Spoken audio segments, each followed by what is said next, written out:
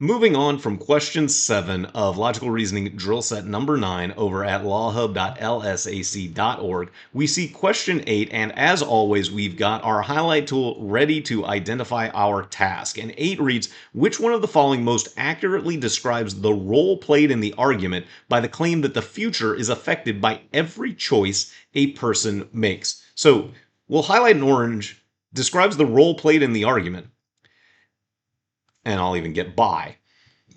And we'll highlight in yellow what the statement is we need to determine the role of, which is the future is affected by every choice a person makes. So I'm going to go back to my orange highlight, and I'm going to read the information on the left here as normal, and we're going to identify the conclusion first, and then we'll highlight what the actual statement is we're trying to determine the role of. So from the top, it is impossible to predict the future of humanity because the future of humanity depends largely on human decisions.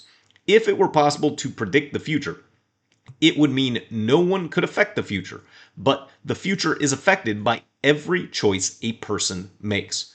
So, this indicator term of because hopefully helps you identify our conclusion. It is impossible to predict the future of humanity. Everything after this statement is in service of supporting that claim.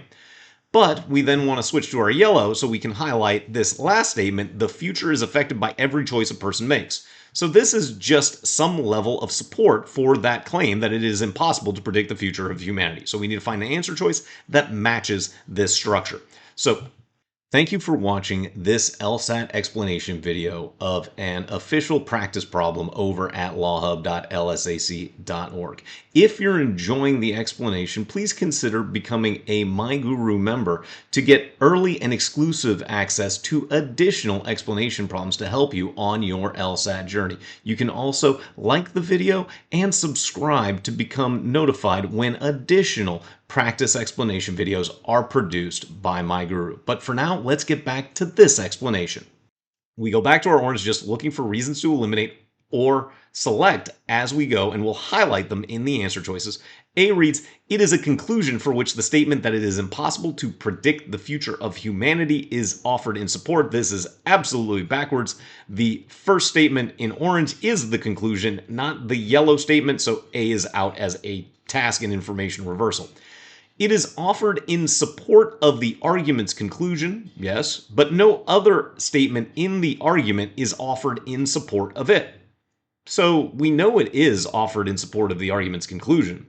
So I might just hold on to B realistically on the exam and go, the other part is just kind of hard to follow. So we'll hold on to B for right now, just again, being realistic about what you might do on an actual LSAT. Choice C, it is offered as background information, but is not used to support the argument's conclusion. It absolutely is used to support the argument's conclusion, so C is out, again, as just an information reversal. It is the only premise used to support the argument's conclusion. It is certainly not the only premise that is presented. And then choice E, it is a concession to those who think it is possible to predict the future. We don't actually address those who think it is possible to predict the future at all. So E is out as well. Choice B is the correct answer. And again, on the exam, I'm going to work through this problem the way we just did without actually parsing this second half of choice B, knowing that the first half of choice B absolutely was correct. But no other statement in the argument is offered in support of the claim that the future is affected by every choice a person makes. That's true.